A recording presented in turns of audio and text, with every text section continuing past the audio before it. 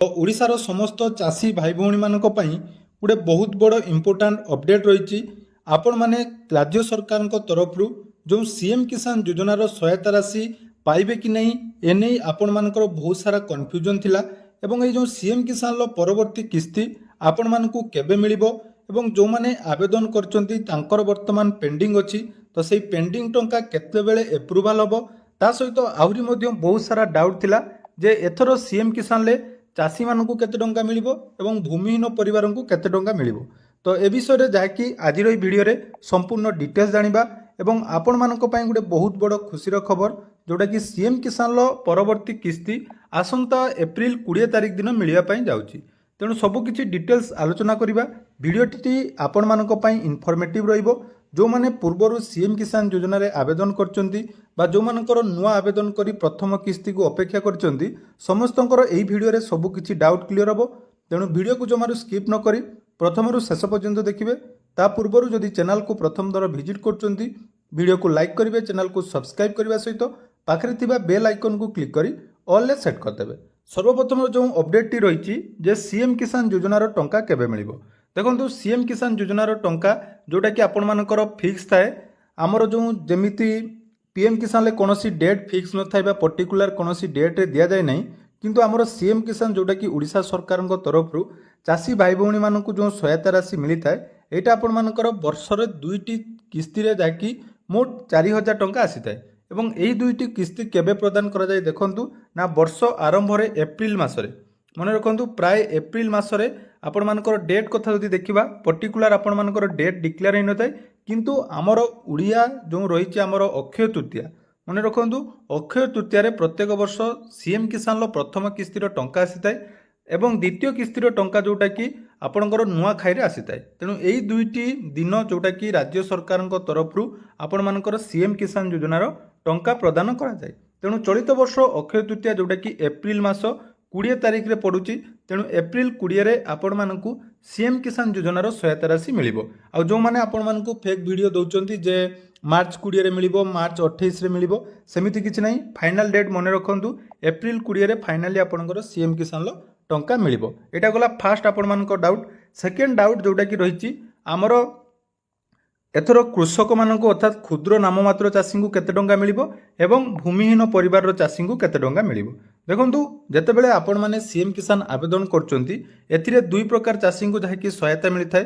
प्रथम रहिचंती आमर क्षुद्र एवं नाममात्र चाषी। क्षुद्र नाममात्र चाषी जो मानकु वार्षिक जहाँकि सीएम किसान ले 4000 टंका एवं जो माने भूमिहीन परिवार रहिचंती सेमानकु देखंतु केवल 12500 टंका मिली थाए। भूमिहीन को केवल 12500। आपण माने जदि थरे भी भूमिहीन रे आवेदन करचंती ताहले प्रथम पेमेंट आपण मानकु 5000 टंका, सेकेंड टाइम आपण मानकु आउ 5000 टंका एवं थर्ड पेमेंट रे आपण मानकु 2500 टंका अर्थात मोट 12500 टंका मिले। 12500 टंका आपण मानकर कंप्लीट हो सारा परे आपण मानकु आउ सीएम किसान योजनार टंका मिलिबो नाही बा मिले नाही। तेणु जो माने भूमिहीन परिवार रे रहिचंती बा भूमिहीन रे जो माने आवेदन करिचंती सेमानकर जदि 12500 टंका आसी जाईची ताहले सेमानकु आउ सीएम किसान योजनार टंका मिलिबो नाही। देखंतु आपण मानकर क्लियरली एटी मेंशन करा जाईची जे क्षुद्र नाममात्र चाषी हेतिले आपण मानकु 4000 टंका एवं एलएएच जोटा कि भूमिहीन चाषी परिवार एककालीन सहायता तीनोटी किस्ती रे 12500 टंका मिली थाए। प्रथम किस्ती जोटा कि 5000, द्वितीय किस्ती 5000, तृतीय किस्ती 2500 जोटा कि आपण मानकु कहिदेली। तेणु स्मॉल एवं मार्जिनाल फार्मर जोटा को आमे क्षुद्र नाममात्र चाषी कहूचु तांकर देखंतु जमीहीन आमर केते थिबो ना 2 हेक्टर कम थिबो ताहले सेमानकु जाकी स्मॉल एवं मार्जिनाल फार्मर हिसाब रे टंका मिले एवं भूमिहीन परिवार जो माने आवेदन करंती तांकर जेहेतु जमीन थाए तांकु मनरेगा हिसाब रे बा जॉब कार्ड रे तांकर जाकी आवेदन करा जाय। तेणु एइटा गला आपण मानकर दुईटी मोस्ट इंपोर्टेंट जो माने पूर्वरु आवेदन करिचंती सेमानकु एही हिसाब रे जाकी टंका मिलिबो। तेणु टंका आपण मानकु आसी जिवो, किछि प्रॉब्लम नाही। केवल आपण मानकर एनपीसीआई जो मानकर क्लियर नाही बा आपण मानकर जदि पूर्वरु आपणकर कोनोसी कारणरो जोटा कि आधार डीबीटी प्रॉब्लम पई टंका आसी नाही ताले सबले आपण मानकु कोन कहै जाय ना आधार संयोग करंतु एवं इंडिया नहले इंडिया पोस्ट पेमेंट बैंक बा आईपीएफ रे अकाउंट ओपन कर दियंतु। एटा गला जो मानकर पेमेंट आसुची। एबे जोटा कि मुख्य आपण डाउट जे आमे नुआ आवेदन करिचु हमर केबे एप्रूवल हबो तार मध्ये मु आपण मानकु डिटेल्स गाइडलाइन देबी। देखंतु आम चैनल रे जो जो अपडेट आसुची सेटा पूरा संपूर्ण तथ्य भित्तिक एवं गाइडलाइन एसओपी अनुसार मु आपण मानकु वीडियो बनौची कोनोसी जाकी मन इच्छा आपण मानकु किछि कहू नै। तेणु आपण माने भाबुथिबे जे मु आपण मानकु बारंबार काहेकि वीडियो बनौची कारण बहुत सारा कमेंट आस्तिला जे आमे आवेदन करिचु हमर केबे एप्रूवल हबो। देखंतु आवेदन जदि आपण माने करिचंती ताले देखंतु आपण मानकर एई भली पेंडिंग थिबो कहार आपण मानकर VLW verification pending, block verification pending, district verification pending, collector एवं स्टेट। तो मन रखंतु जो मानकर वर्तमान VLW वेरिफिकेशन सरीची एवं ब्लॉक एवं डिस्ट्रिक्ट वेरिफिकेशन हेई नै एई मानकर टंका आसीबार टिके विलंब होई पारे बा एथर मध्ये आसी न पारे जदि 15 दिन पूर्व अर्थात टंका आपण मानकर 20 तारिख आसीबार अछि आपण मानकर एप्रिल मन रखु एप्रिल 5 तारिख पूर्व जदि आपण मानकर एटा डिस्ट्रिक्ट बा कलेक्टर वेरिफिकेशन पर्यंत न पहुँची ताले आपण माने 20 तारिख दिन बा एप्रिल 20 रे टंका पाइबे नाही। एटा मध्ये मन रखंतु मोटा मन इच्छा कोने आपण मानकु गाइडलाइन मध्ये देखैबी।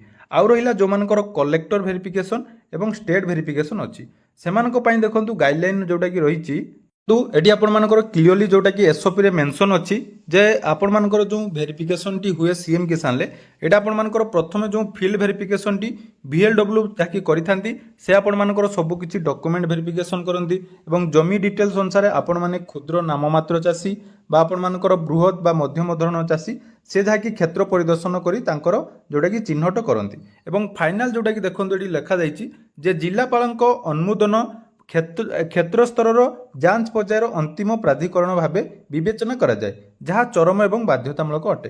अर्थात जिते बड़े आपण मानकर डिस्ट्रिक्ट रु कलेक्टर वेरिफिकेशन हो जाउची सेटा आपण मानकर जोटा कि वेरिफिकेशन लास्ट प्रोसेस एवं आपण मानकर जो स्टेट वेरिफिकेशन पेंडिंग अछि देखंतु स्टेट वेरिफिकेशन पेंडिंग रे प्रायतः कहार भी प्रॉब्लम हुए नाही कारण देखंतु हमर जो जिल्लापालकर जो अनुमोदन हुए तार 10 दिन पूर्व आपण मानकर जोटा कि देखंतु एटी क्लियरली मेंशन करा जाईची जिल्लापाल सरिला परे 10 दिन मध्य आपण मानकर राज्य स्तर रे जोटा कि NFSA अर्थात जो राशन कार्ड डाटाबेस अनुसार जोटा कि आपण मानकु शामिल करा जाय एवं एही समय रे बहुत जण सदस्यों को रिजेक्ट करा जाय जोंथिरे आपण मानकर जोटा कि जदि गुटे परिवार रे एकाधिक मेंबर आवेदन करचंदी से क्षेत्र रे एठी आपण मानकर जोटा कि रिजेक्ट करा जाय।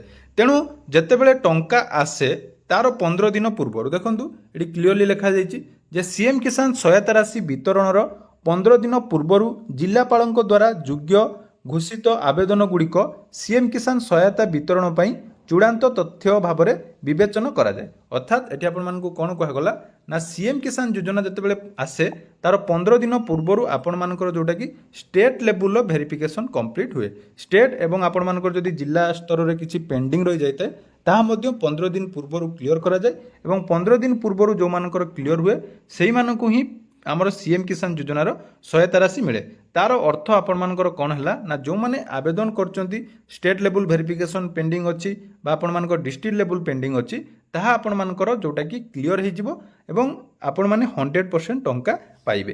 तेणु गोटे बहुत बड़ इनफॉर्मेटिव वीडियो एटा निहाती आपण मानकु जाकि हेल्पफुल करिवो कारण बहुत जण कन्फ्यूजन ले रहउचंती।